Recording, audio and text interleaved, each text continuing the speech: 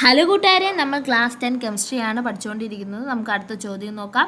Which is the wrong subshell electronic configuration? ഏതാണ് wrong ആയിട്ടുള്ള subshell electronic configuration എന്നാണ് ചോദിച്ചേക്കുന്നത്. A 1s2 2s2 2p6 അത് കറക്റ്റായിട്ടുള്ള സബ്ഷെൽ ഇലക്ട്രോണിക് കോൺഫിഗറേഷൻ ആണ്. B 1s2 2s2 2p6 3s2 അതും കറക്റ്റാണ്. C 1s2 2s2 2p6 3s2 3p6 4s1 3d10 അതും ശരിയായിട്ടുള്ള സബ്ഷെൽ ഇലക്ട്രോണിക് കോൺഫിഗറേഷൻ ആണ്. ഇത് ആറ് കേസാണ്. കോപ്പറിൻ്റെ സബ്ഷെൽ ഇലക്ട്രോണിക് കോൺഫിഗറേഷൻ ആണ് ഇത്. അടുത്തത് 1s2 2s2 2p6 3s2 3p6 3d4 4s2 കറക്റ്റാണോ? ഇത് കൂട്ടി നോക്കിയാൽ 24 അറ്റോമിക് നമ്പർ വരുന്നത്. 24 അറ്റോമിക് നമ്പർ വരുന്നെങ്കിൽ അത് ക്രോമിയമാണ്. അതിൻ്റെ കോൺഫിഗറേഷൻ എങ്ങനെ എഴുതണമെന്നാണ് പറഞ്ഞത്?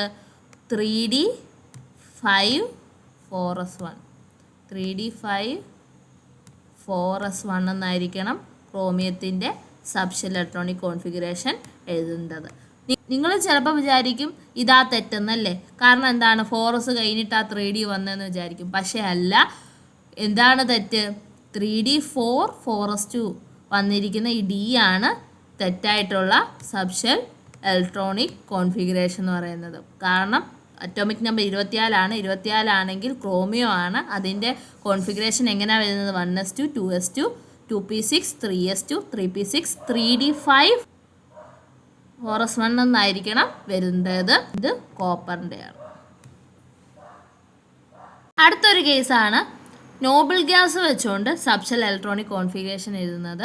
അപ്പോൾ സ്കാൻഡിയത്തിൻ്റെ 21 അറ്റോമിക് നമ്പർ.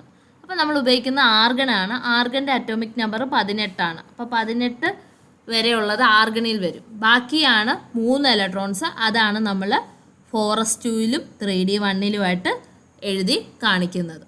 ഇനി കാൽസ്യത്തിൻ്റെ നോക്കാം. Calcium 20 atomic number. അപ്പോൾ ആർഗൺ നമുക്ക് എഴുതാം, കാരണം 18 18 വരെ ഉള്ളത് ആർഗണിൽ പോവും. ബാക്കി എത്ര ഇലക്ട്രോൺസ് ഉണ്ട്? 2 ഇലക്ട്രോൺസ്. അതിനി അടുത്തത് 3d ആണോ 4s ആണോ വരുന്നത്? 4s ആണ്. കാരണം 3p കഴിഞ്ഞ് എനർജി കുറവുള്ളത് ആർക്കാണ്? 4sനാണ്. അപ്പോൾ ബാക്കി 2 ഇലക്ട്രോൺ 4sലാണ് ഇരിക്കുന്നത്. ഇനി മഗ്നീഷ്യം എന്ന് പറയുന്ന 12 അപ്പോൾ അതിന് പറ്റിയ നോബിൾ ഗ്യാസ് ഏതാണ്? നിയോൺ ആണ്. അപ്പോൾ ബ്രാക്കറ്റിൽ നിയോൺ എഴുതുക. നിയോൺ എത്ര ആണ്? 10 ബാക്കി 2 ഇലക്ട്രോണും കൂടെ അല്ലേ ഉള്ളൂ. അത് നമ്മൾ സബ്ഷെല്ലിൽ കാണിക്കുന്നു. 3s2. ഇങ്ങനെയാണ് നോബിൾ ഗ്യാസ് വെച്ച് സബ്ഷെൽ ഇലക്ട്രോണിക് കോൺഫിഗറേഷൻ കാണിക്കുന്നത്. നിയോൺ സംശയമുണ്ടോ? 1s2 നിയോണിൻ്റെ എങ്ങനെ വരും? 1s2 2s2 2p6 എന്ന് വരെ നിയോണിൻ്റെ കേസിൽ വരും. അപ്പോൾ അത്രയും എന്താണ് നമുക്ക് നിയോണിൽ കാണിക്കാം. അപ്പോൾ നിയോണിന് എഴുതിയാൽ മതി, ബ്രാക്കറ്റ് ഇടുക. ബാക്കി ഇനി എത്ര ഇലക്ട്രോൺസാണ്? 2 ഇലക്ട്രോൺസ്. അത് കഴിഞ്ഞ് ആരാ വരുന്നത്? 3s2 ആണ് വരുന്നത്. അങ്ങനെ മഗ്നീഷ്യത്തിൻ്റെയും നോബിൾ ഗ്യാസ് വെച്ച് നമ്മൾ സബ്ഷെൽ ഇലക്ട്രോണിക് കോൺഫിഗറേഷൻ എഴുതാം.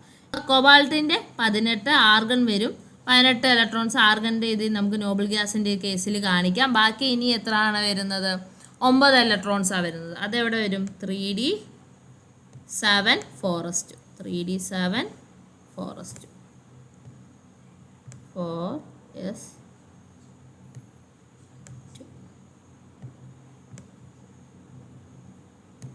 അപ്പോൾ ഇങ്ങനെയാണ് നോബിൾ ഗ്യാസ് വെച്ച് നമ്മൾ സബ്ഷെൽ ഇലക്ട്രോണിക് കോൺഫിഗറേഷൻ എഴുതുന്നത്.